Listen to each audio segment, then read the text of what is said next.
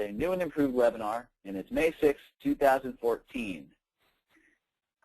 I'm the guy in the funny hat on the right-hand side of your picture there. My name is Shane Sasnow, and I will be your moderator for the day. And a good question to ask is, who's the guy with the question mark pointed at him? Well, I definitely would like to introduce you to him because he is the man of the hour. Mr. Bob Eckert, the CEO of New and Improved. Say hi, Bob. Well, hi, Bob. Hey, Shane. How you doing? The I'm webinars, interesting, fun things to do. It's we'll keep it as interesting as we can, guys. It is a webinar. Indeed, and to make it even more interesting, Bob, I would like to introduce you to our next webinar panelist, Natalie Jenkins, who is the Director of Organization Development for New and Improved. Say hi, Natalie.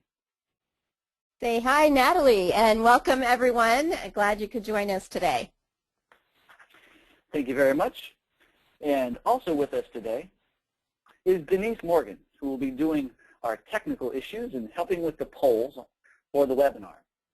Now, when we're talking about polls, I'd like really quick, oh, sorry, Denise, can you say hi? I can. Good morning, everyone. Good morning. Thanks for being here and helping us out, Denise. You're welcome. Everybody, please take a look at the right-hand side of the screen, and you'll see where it is that you'll be entering questions. So you should have a box like this on your computer, and you should be able to ask us questions in that space where it says enter a question for staff. We will be answering questions as we go along, and if you want to share comments, of course, that's also good, and you can share them there. And we will guide you specifically sometimes to use this space to answer some of the questions that we will be asking you.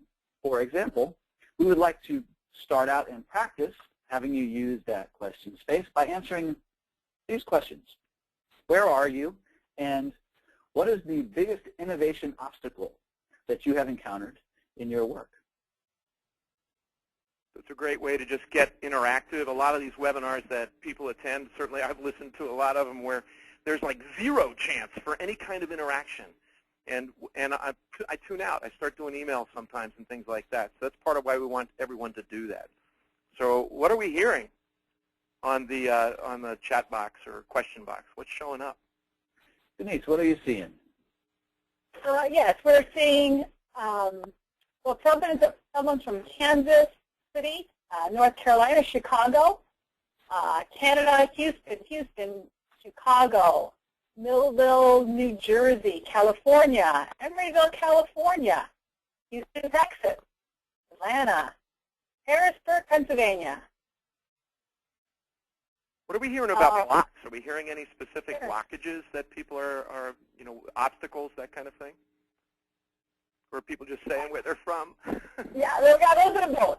And the things have been by pretty quickly, and I've got to put up my reading glasses for some of these. Clear accountability. U.S. biggest obstacle, lack of internal willingness to try new things. Obstacle, drive for corporate results, short-term measurement of impact. Opportunities and time to think outside the box. Obstacle, the old way works.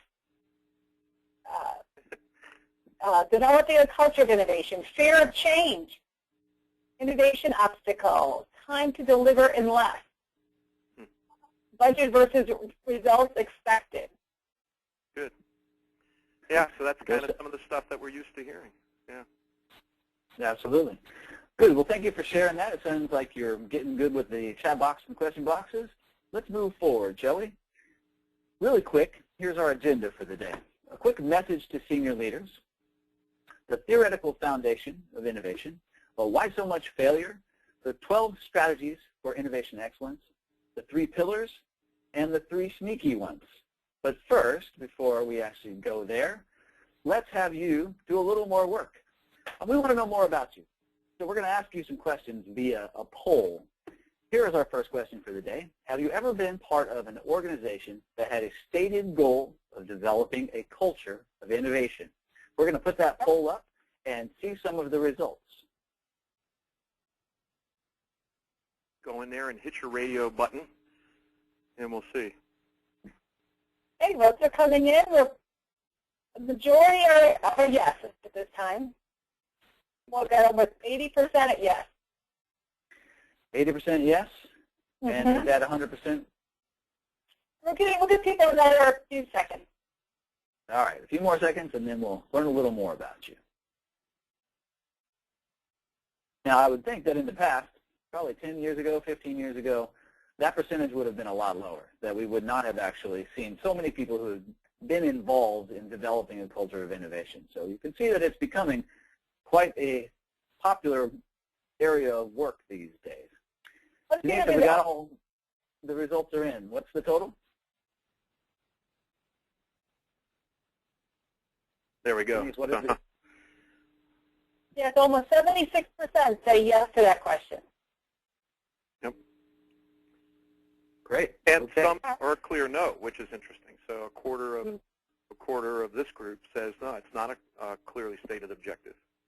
Yeah. It's probably all the thank you for sharing that. So let's check the next one.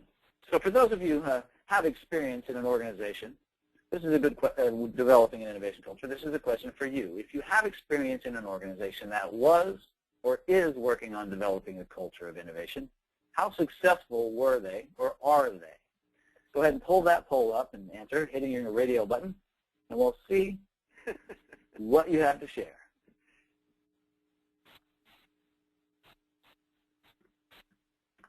So Denise, you'll have to share with us as those come up.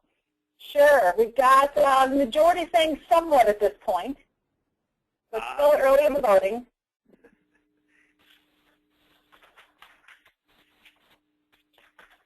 Yes, someone's still in the lead.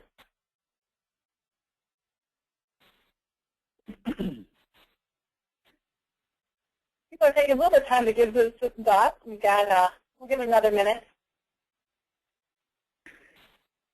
It would be interesting to ask another question on here, which we're not going to ask today, but a question around how long have you been working on developing a culture of innovation, and if it's successful or not. Over time, certainly some have become very successful, and others have found some of the challenges that we'll be talking about today to be very difficult to overcome. Okay, where are we at so far? Denise? Yes, we've got 55% coming in at somewhat. Okay, somewhat. So when we, on the poll, what are the ranges? You've got talking trash, started and installed? Yeah, they were talking trash at 13%, started and installed at 28%, somewhat's the winner at 55%. Only 8% said achieved goals, and 5% knocked it out of the park. All right. Well, great. I'm glad everybody's working on this, and congratulations to the 5% that have managed to knock it out of the park. Yeah. We're going to move to our next question. This is not going to be a poll. Bob, did you have something you wanted to add? No, I think that's great that, using appreciative inquiry or affirmative judgment, that 5%, are kicking it. That's good. That's right. Now, for this next question, we're not going to use a poll. We're going to use the chat box in the question area. And the question is, what are some of the things that caused the failures? So please use the question box on your menu bar. I'm definitely looking forward to hearing what you have to say. Typing those in. It was, in a lot of ways, these things that have caused failures that you're typing into your question box now, that, over the last 20 years, we've heard these stories over and over again, and we kind of want you to do some thinking about what's getting in the way, a little bit of root cause analysis for your organization about what might be getting in the way of you achieving your innovation aspirations or your innovation culture aspirations, or oftentimes it's on a corporate value system saying we value innovation. And so, that's why we're asking these questions. We want you to get in just not the receptive mode, but kind of in this mode of kind of thinking inquisitively about, so what is going on in my organization that's starting to get in the way? So what is some of the stuff that we're hearing on that one, Denise? Yeah, we've got a lack of tolerance from the state, a drive for short-term results, lack of C-level buy-in, resistance to change, and lack of available resources. Just too darn busy, which we understand. The organization just used the word but never really started. Managers who don't know how to manage innovation, fear the masses thinking they were risking their jobs. Internal turf war, money, lack of project management, not working as a cohesive team. Present fires take precedence over forward-looking initiatives. Fear, don't know how. Leader afraid that he or she might lose control. One asks, how do we promote an open innovation culture with an old school structure? Example, office and cubicles, emails, meetings, etc. Sure. Good. There was one about the focus on short-term results as well. Quite a bit of comments about not C-level support. You know, a lot of the common things that we hear, Bob, as we're working with clients, the lack of vision, lack of measurements, trying to do too much, competing priorities, taking time allowing for innovation, you know, a lot of the common things that get in the way. Right. So when you think about well, maybe we go after that senior level, that C-level support thing. Let's start with that. That's perfect. Let's start with that. So, Bob, Shane? I'm going to ask you a question about the C-level support. What is the message to senior leaders in all of this? Well, the fascinating thing about this is that we have worked with and are working with some senior level folks who clearly have an understanding that something will have to be done different in order to cause a culture of innovation to get better, thrive, that kind of thing at their organization. You know, we have never worked with an organization where there is no innovation. You know, that's not the case. Innovation is existing in every organization that's solving problems and making it in the market. So even if you go back at Kodak, there was innovation going on at Kodak at the time that they were not rapidly moving in the direction of digital when they could have been. Now, the innovation might have been occurring in areas that did not net them huge value in the future, but there was innovation going on. So the thing that's different now is that we understand what the things are we need to do in order to create a more sustained culture of innovation that's a little wiser in its choices about where it innovates. But what's still the case is that most folks in senior level positions in organizations, as they've been trained and educated, and they're as busy or busier than everybody else in their organization, have not been really well trained in what's required to build a culture of innovation in a way that differentiates them from their competitive set. So it's fascinating when Natalie and I were writing the book, the ebook that we recently wrote, you know, the question came from Sal Alvarez, our partner for Latin America, and Sal says, we've got to have an executive summary. And we found that we had a really hard time writing an executive summary that said anything other than, there is no executive summary, read the darn book. So, because there needs to be something more than a bullet list that senior leaders read. They've got to get into a deeper understanding. So our message to senior leaders that may be on this or that you're speaking to if you're on this webinar is that it's not hard to learn and to build a sense of what these 12 strategic areas are. And then to delegate responsibility in these 12 strategic areas to the right line of business. But what you cannot delegate is attention to follow up on, is that moving forward? So for instance, one company we worked with where the responsibility for driving a culture of innovation was delegated to one C-1 senior leader. And this happens all over. It'll be the CTO or the chief marketing officer in some cases, or sometimes there'll be someone who's given the responsibility as chief innovation officer. And then that person delegated it one layer down as well. And so it started and it stopped. This was one of those ones where an effort was begun, but then it stopped.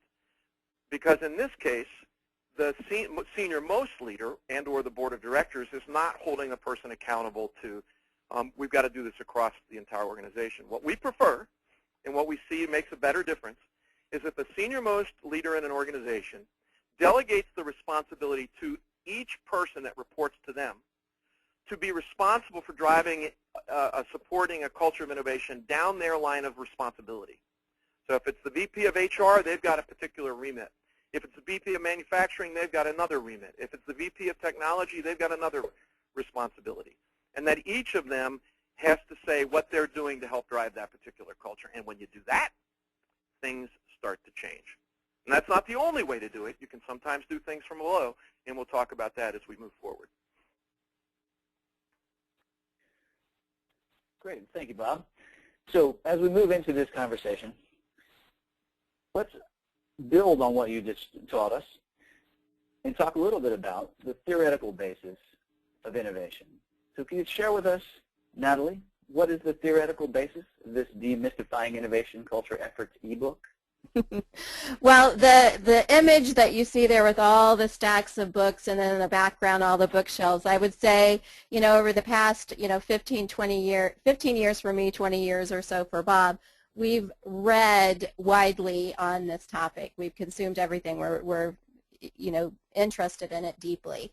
And then we also have just practical experience working with clients in the early days of, a movement towards innovation. So as we were looking, we really wanted to scan widely. We wanted to look beyond simply innovation in the new products or offering space. There's a lot of focus on innovation within new products and new offerings, so much so that the culture efforts seems to be minimized. And so, we scanned widely, and we wanted to really look at innovation, in new business models, manufacturing techniques, hiring practices, leadership behaviors, change efforts, all of those different types of efforts that need new thinking.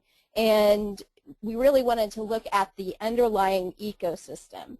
And as we did that, we started to look at, some key 4 areas, so what we like to call the 4 Ps. So if you want to advance to the next slide, Shane, I think Bob will go into a little deeper dive into the, these 4 areas that showed up over and over again that really became a strong basis for the work that we went on to develop. Yeah, so if we go back, Natalie and I, to the time that we really started in this field, in most cases what clients were calling us up to do is they were saying, come and train our people to be more creative thinkers. And generally what that meant is train our people to be better divergent thinkers. That's what they were thinking. Help them, the old thing that drives me crazy, to think outside of the box kind of thing. Well, hey, you can be pretty creative in the box too. But so we were training people. That was a lot of what New and Improved did. Natalie was with DeBono Learning Systems previous to us, and that's what DeBono was doing. And then before too long, they'd say, this is great, but we find that you have a difficulty facilitating this, and we understand this process that you're talking about. So they would ask questions about what are the processes that can take this creative thinking of the individual or the creative thinking of a team and drive it through the entire system. And so the work then became really focusing on process. And then before too long, they realized that in order to get that process to work well, they needed to have the right context or press or philosophy or culture that would allow this all to work well. So the first place that we really saw our work was in this products and people area. People say, hey, we need a new product, come and facilitate a meeting, much like IDEO does, or Ideas to Go, or people like that. And then they'd want us to train their people to do what we were doing, and then they'd want to know the process well. And here's what we've learned, and this is the work of Goran Ekvall. He called it the 4 Ps, and his 4th P wasn't philosophy, it was press. It was, what he meant by that is things that press in upon us and influence us. Now what Natalie and I arrived at is that if you have the right philosophy about innovation, then what ends up happening is whatever the press is, or the pressures outside of the organization that are influencing, you will react to those influencing pressures in such a way as to drive an innovation culture. So interestingly, if you want to have a sustained culture of innovation, most important actually becomes, what's your philosophy about moving forward? So if you look at some of the companies that still have this founder energy, their founder's philosophy philosophy is still influencing them. The Googles, the Zappos, the companies like that where they're still young. They're not the legacy Fortune 100 companies that have huge, deep manufacturing bases around the world and have been ongoing for a long time. What you'll see is their philosophy then drives the way they impact their products. It drives the way they develop their people. It drives the processes they use. Now the question is, can you take one of these older companies and begin to turn it so that you can move it in a direction where these innovation efforts that the older companies are trying to drive forward can live in a different philosophical context that allows that company to move forward? And you can. It's just a different type of work. And you don't do that work by benchmarking Google and Zappos. You do that work by building a system that's got the same level of complexity and maturity that are necessary in order to drive a big system, the Intels of the world forward, for instance. So Bob, when you get all the pieces into place, it's likely that sometimes it might not work anyway. So I want to actually start with Natalie. Natalie, would you answer this question? Why do many innovation efforts fail? Well, and I think beyond failure, it's, as the poll showed today, they just don't deliver on expectations in many ways. So I think we had, 55% of the people saying that they had somewhat a result from their innovation efforts. So, and very few with a high result. And very few, yeah, 5%. And so a lot of times, with the innovation efforts, you do have, the pain of a failure along the way, and some of it is there, you are assuming some risk, and there needs to be some risk tolerance there as you are creating new offerings or new systems or new business models. There might be some learning curve as you do some of that. But as we started to really dig into the research, and Bob just talked about the 4 Ps, and we really wanted to, we had a strong desire as we were researching this to make it simple, to make a clear roadmap, and we really tried to boil down some efforts down to like 6 things or 4 things, and we just found that they weren't adequate. We also found that you couldn't simply say, here are the people things that you do, here are the product things you do, here are the philosophy things that you do, and organize it that way.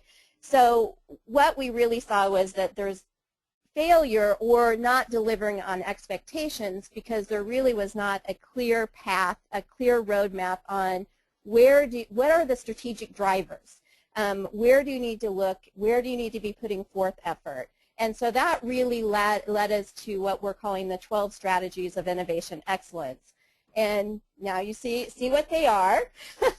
And so Bob, do you want to speak a little bit about these 12 strategies briefly, knowing that we're not going to be able to go deeply into all 12 during this webinar? Yeah, in the hour that we've got, gang, it's just tough to really dig into these, so we're going to do 3 and 3. But of course, you'll have access to the ebook afterwards, so you can read more completely. Looks like, Shane, as we migrated from a PC to a Mac, we had some formatting issues. So, oh well. So there they are: skills, accountability and recognition, measurement, technology, environment and culture, experimentation, focus, strategy, governance, leadership, exploration, and facilitation. So what we found, as Natalie was saying, is we tried to segment these up in different ways and to group them in a way that made them easy for people to understand. Every time we tried that, we found out that it left a gaping hole in the way that it got understood and explained. And they overlap. These things are mutually dependent. It's fascinating to us as we work with clients and as we look at case studies and our own experience, that when you leave one of these alone, what will end up happening, you don't attend to one of these, it gradually becomes the factor that undermines the other efforts. So to the question on the previous slide, why do most innovation efforts fail, or many, I would say at this point, it's because either people are obsessing about one, which we'll talk about, and over-attending to it, or they're ignoring one or more.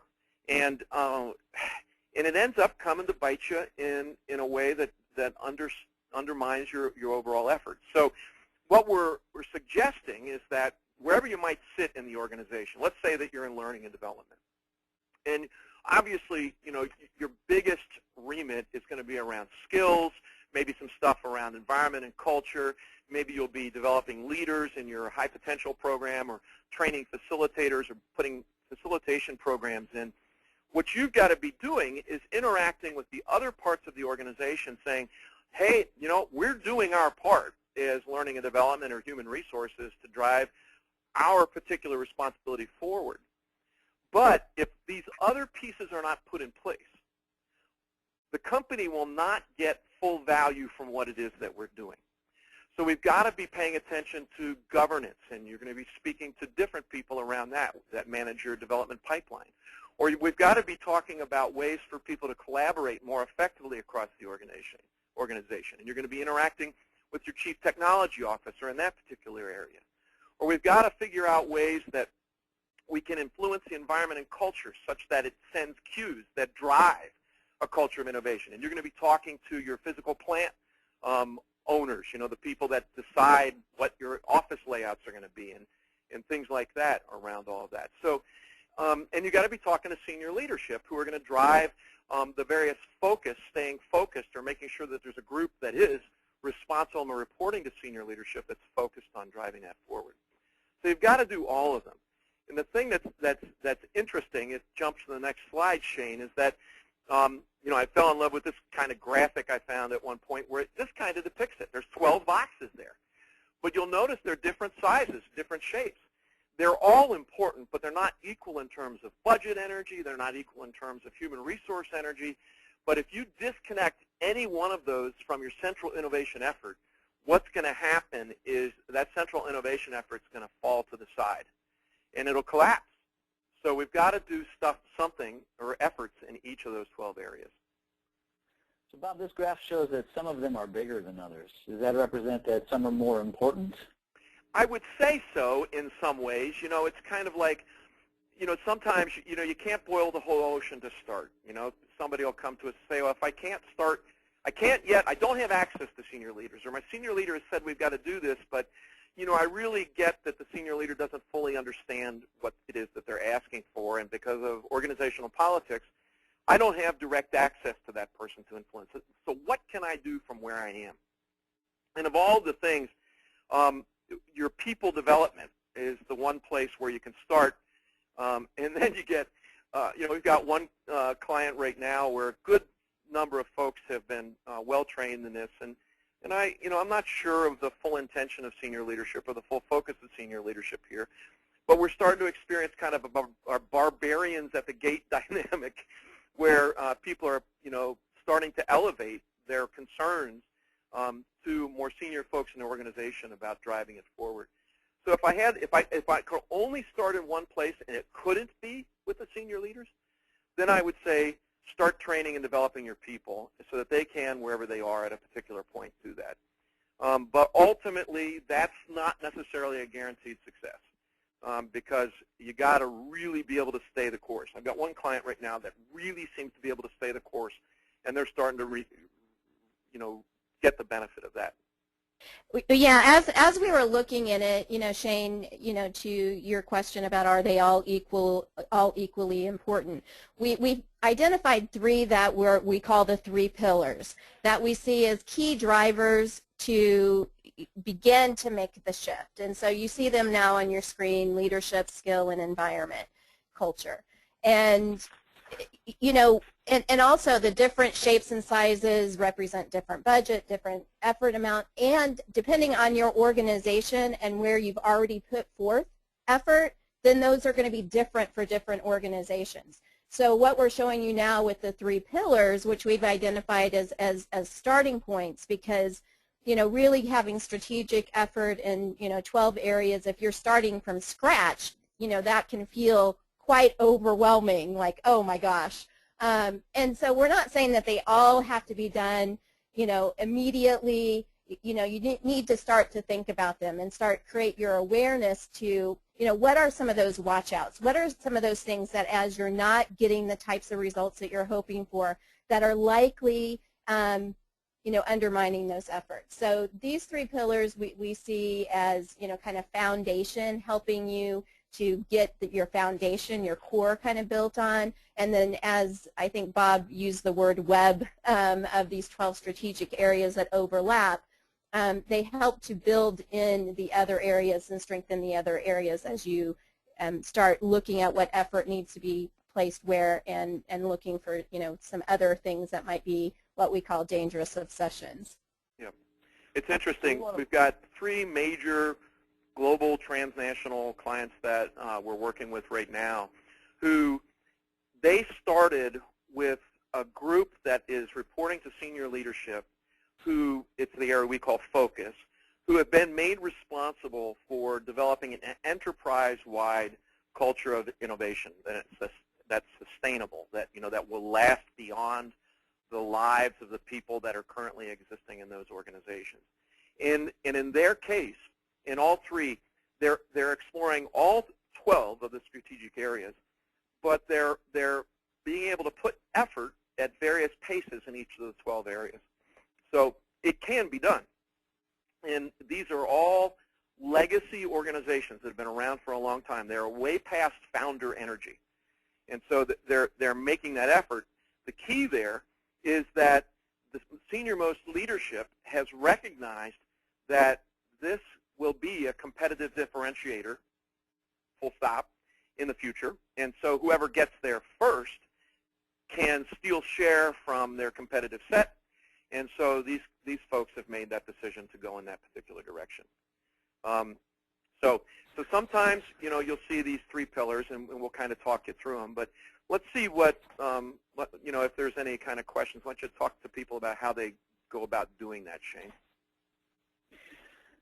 If you have any questions at this point, please go over to the right-hand side under the questions bar and type your question in there so that we can see it. And Denise will take a look at those and read any out that are coming through. We will feed them over to Bob and Natalie as well via the chat.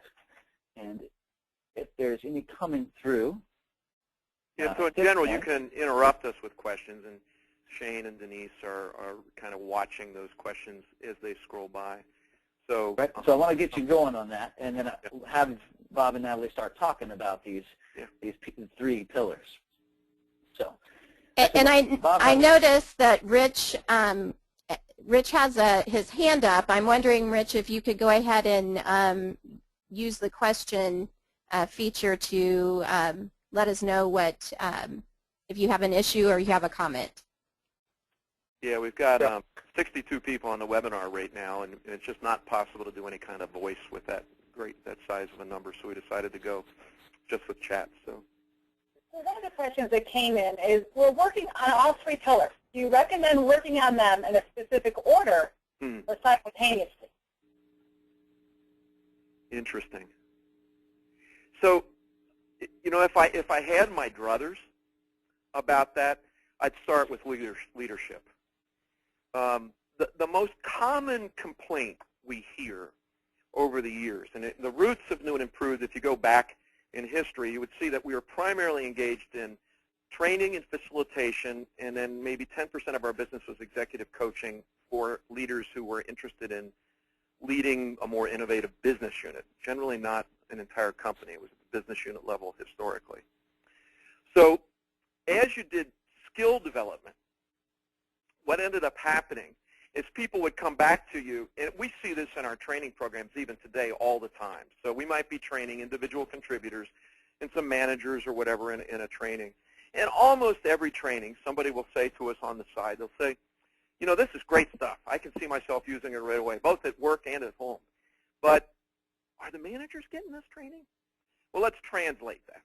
What they're imagining is they're trying to drive innovative thinking through the organization, and they're anticipating that leader behavior is going to be such that it's not supportive of innovation fostering activities.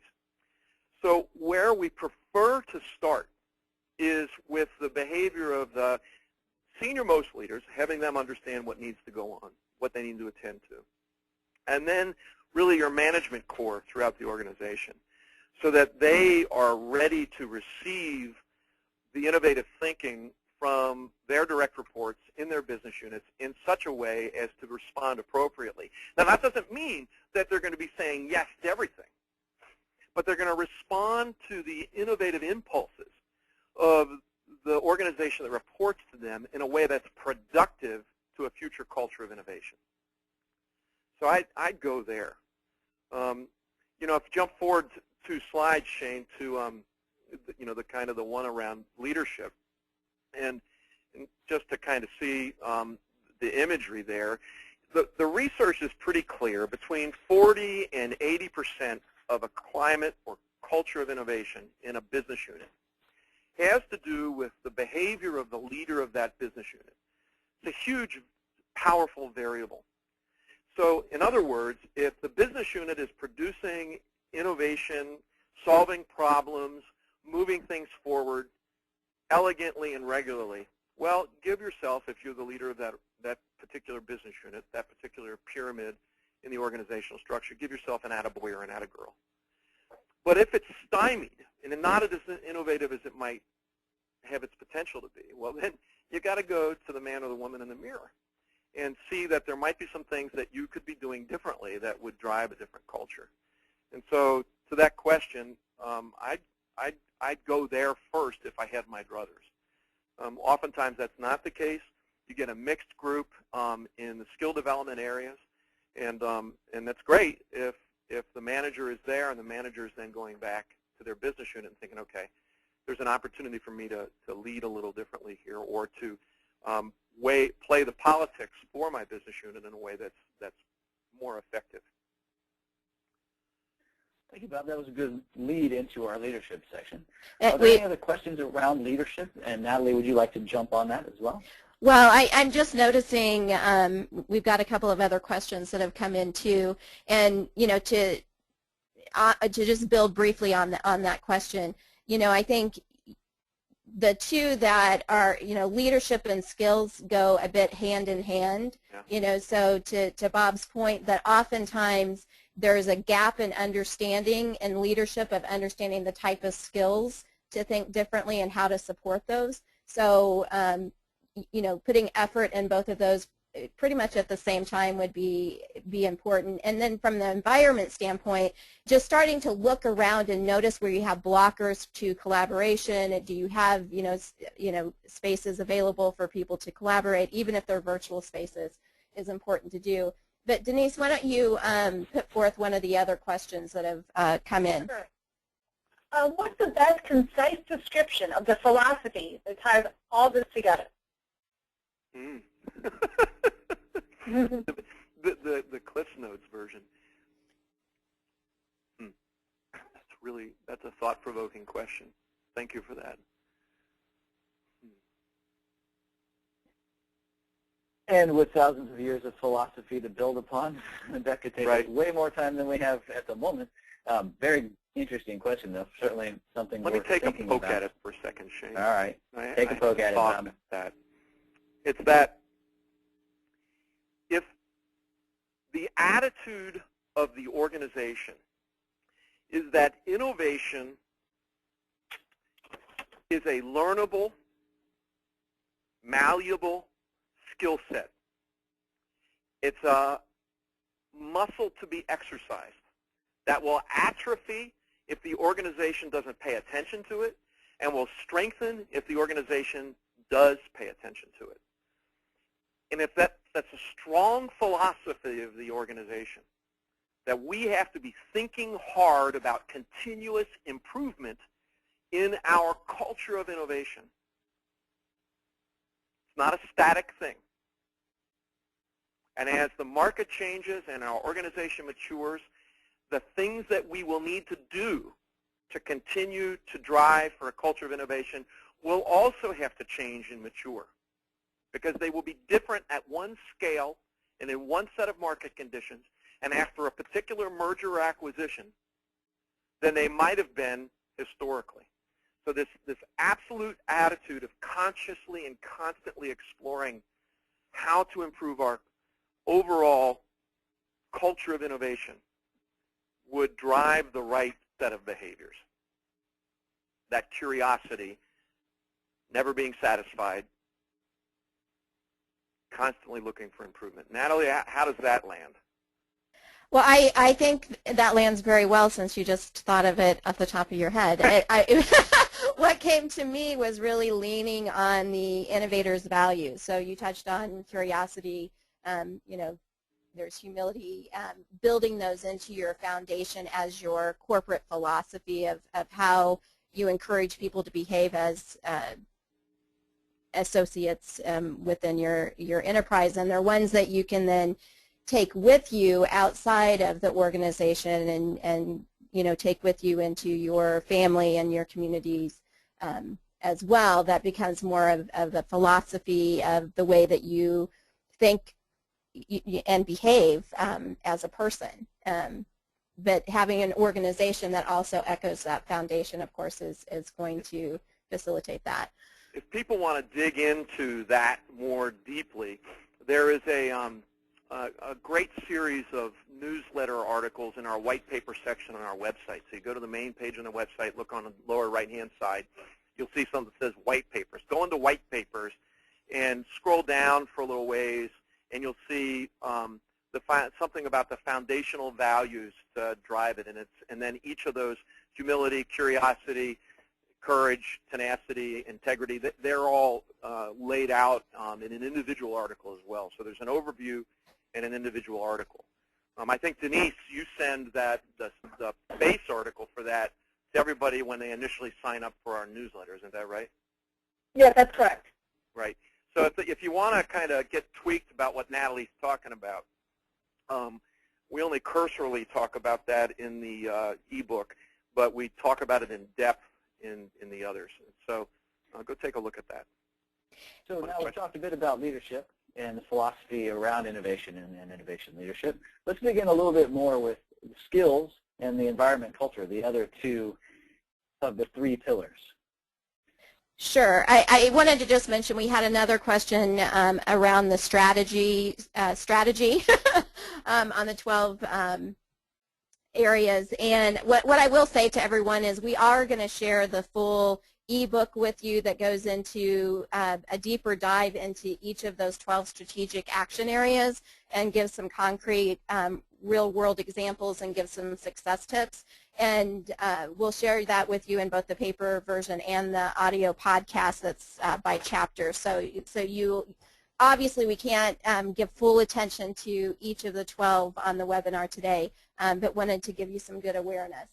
On the skills area, Shane, I think what's important there is, our education that we've received over time, for most of us, didn't really include anything on creative thinking and how to think creatively, how to break patterns, all of these different types of skills. It also didn't equip us in ways to collaborate and explore effectively, because it's not about right and wrong. It's about really looking at new ways, what might be some possibilities. And so how to choose wisely amongst multiple creative options. There you go. Choose wisely, and be able to converge and diverge, and as you need to move things forward to get to a new place that can add value. And it's become so important in this high rate of change world that we live in, where things just do not stay the same for very long anymore. And as such, we have to flex continuously and figure our way forward.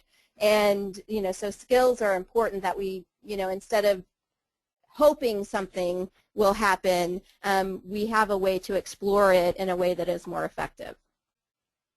So leadership will support the development of skills. And in addition to supporting the development of skills, they also have the very important task of supporting the environment and the culture in which those skills are practiced so you can maximize the value of them. Bob, will you talk a little bit more about environment and culture that supports innovation?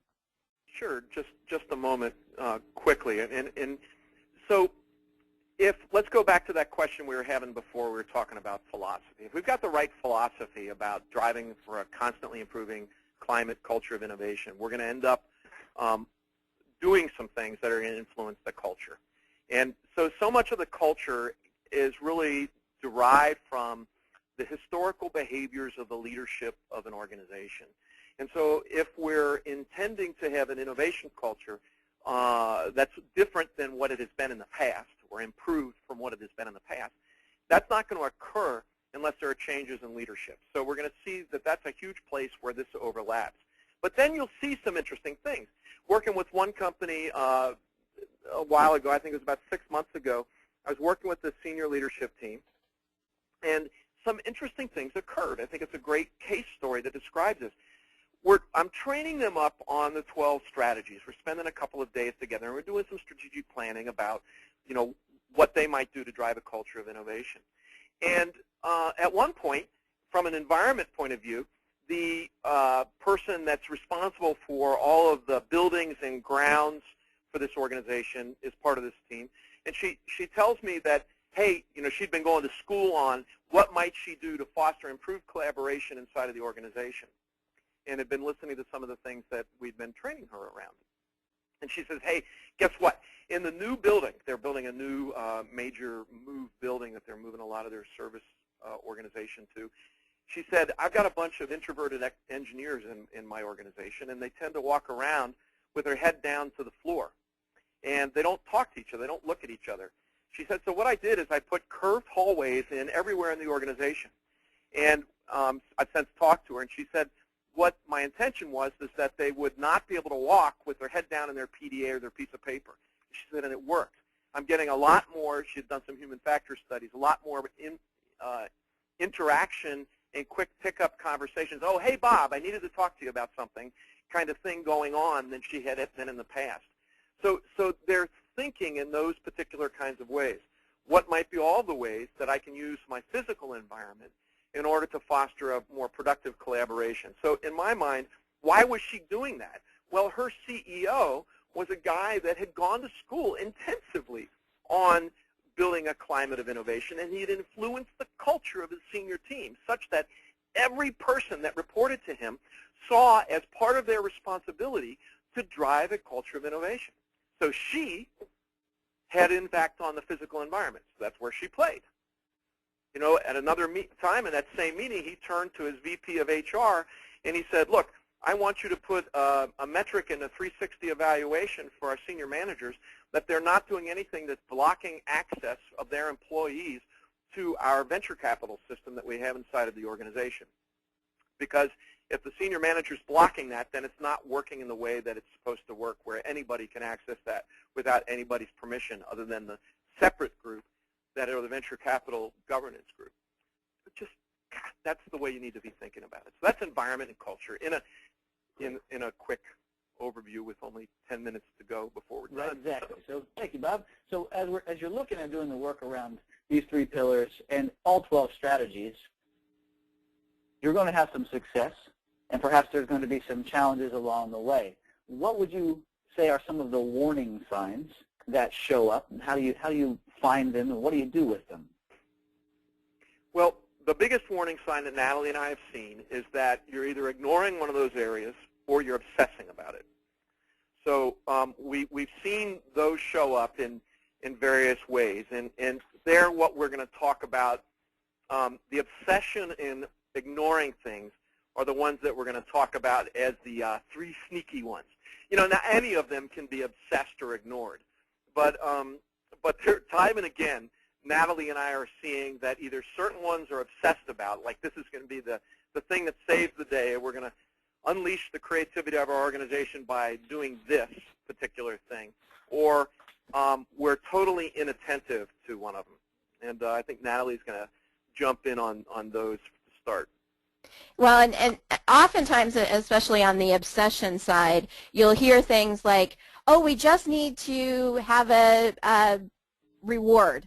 When we have a new innovation, we need to create a reward so that it's recognized and reinforced. And sometimes those reward systems actually undermine what you're trying to do and give you a different result. we also see, oh, our people have lots of ideas. We just need a way to get those. And then that's where technology becomes a bit of a dangerous obsession, and it feels sexy, it feels current, and there's a lot of energy and investment, but there's not a whole system to support it, and then it, it's like, oh, that was a failed experiment.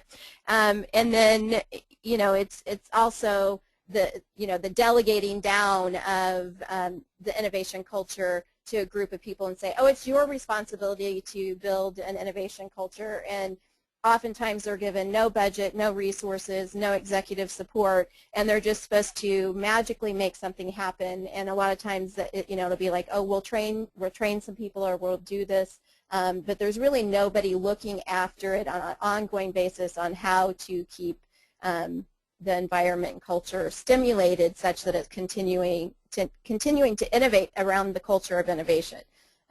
So like in the focus area, we've seen a common thing where the persons responsible for innovation only have responsibility in the product development area. And there's huge opportunity for innovation in the areas that have nothing to do with product development. So business model innovation, partnering innovation, how well do you do your M&A that you get the good value from that which you acquire?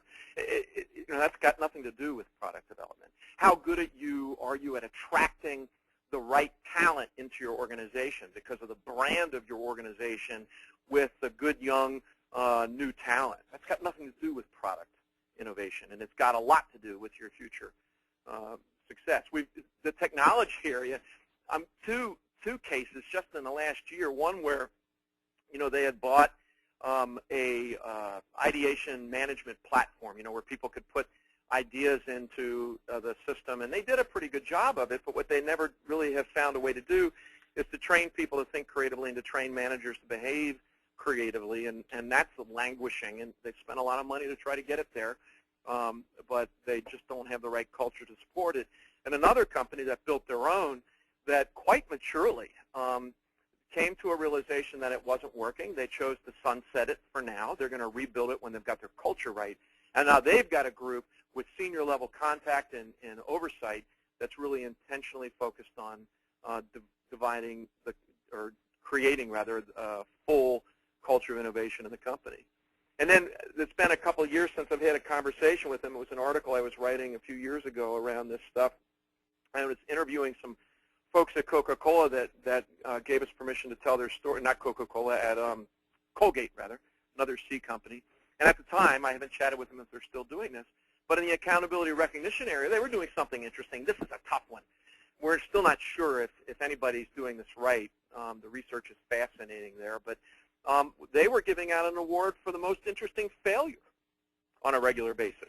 And the people that had that most interesting failure, well-intentioned failure, were teaching the rest of the organization what they learned from that so that it could be useful failure. So that's brilliant, instead of just always giving the award to the persons that create, the new product that hit a certain standard of sales or whatever.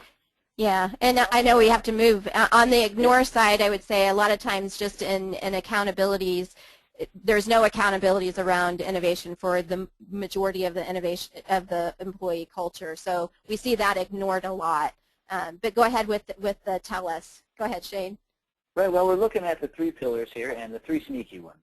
We'd like to ask you one last question here: is where could your organization use some work? So when you think about these 6 areas, and we know that there's 6 that we're not bringing up, we're just focusing on these primary 6 today. When you think about these 6 areas, where could your organization use some work? If you would be so kind as to put that into the question box on your menu bar, we'd love to see some of the responses and share them with you.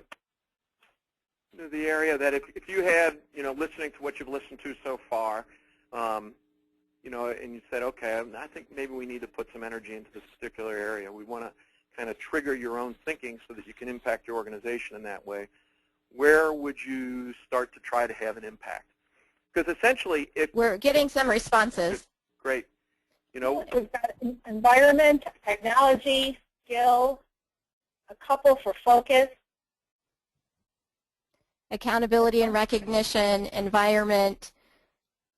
So it seems like, you know, again, depending on where people sit and, you know, where effort is being put forth currently where they are, they can see where they might need to put some work where they're currently not, maybe have the right amount of effort. We've got environment, accountability, and recognition.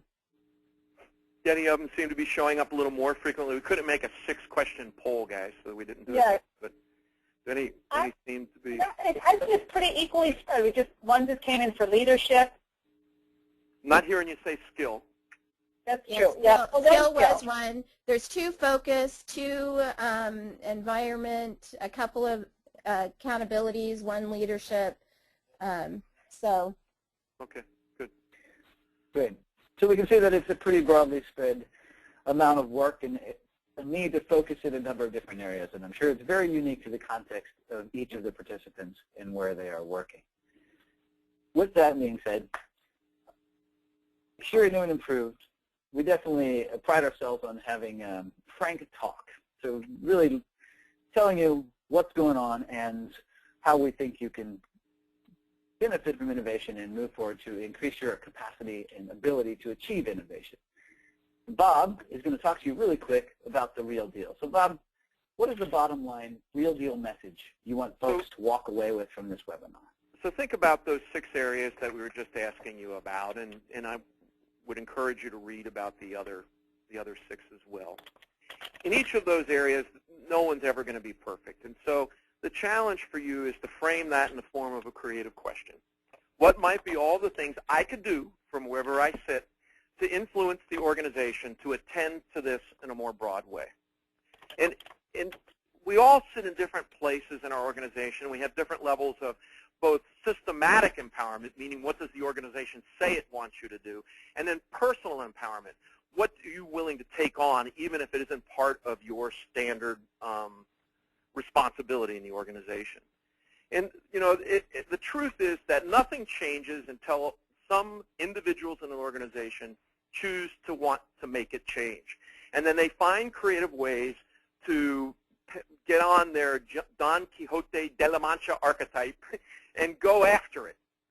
And it's never the case that it's anything but a small group of committed individuals from anywhere inside of an organization that figure out a way to cause that change to occur.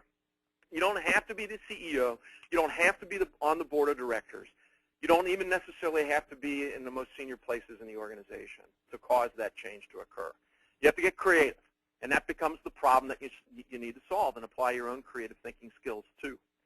So the value of this is twofold, and we want to remind you of that every step of the way, is that if you go after this, if you figure out a way to help your organization deliver on its innovative promise on the human potential within that organization, you're going to be doing 2 things. 3, actually. One is you're going to help your organization produce more innovation for the world. That's 1. 2 is that'll secure your position to some degree in the future. And 3 is all of the skill sets that individual human beings learn in doing this, they get to take home to their family and their community. And at the end of the day, that's all good stuff. You're well fed. Your organization lasts beyond you well. You feed the people you know because the organization's thriving, and people take those skills home and make a difference for their family and community. That's what we're about, and we invite you to be about that too. And we've put together for you a place where you can get into that in depth. The executive summary essentially tells you why you need to read the whole thing, and we'd encourage you to do that. Natalie? I'll just interrupt. I just sent out a link to our whole audience. That is a link to our website, a landing page that we created that has our ebook that you can download, as well as videos and podcasts. And we're going to be sending you an email. Thanks for attending with our recording of this webinar. And it's going to have that same link. So there's going to be lots of places where you can find all this information. Great. Yeah, and I would just say we know this is a big topic. We're sure you have a lot of questions. Feel free to send your questions to us. As Denise mentioned, she'll be sending a follow-up to you, so you'll have some email addresses. We also have some social networks where you can pose different questions as well. And Shane, I'll go ahead and toss back to you. All right. Thank you very much. So go and get your free resources and download the ebook to catch up on the latest and greatest thinking around innovation efforts. Contact us directly to continue the conversation by emailing Natalie Jenkins at newandimprove.com or calling her at 515-865-1279. And with that, I thank you for joining us today, and we hope that your innovation brain feels nicely fed and satisfied. Thank you, and have a nice day. Signing off from New and Improved. Thank you.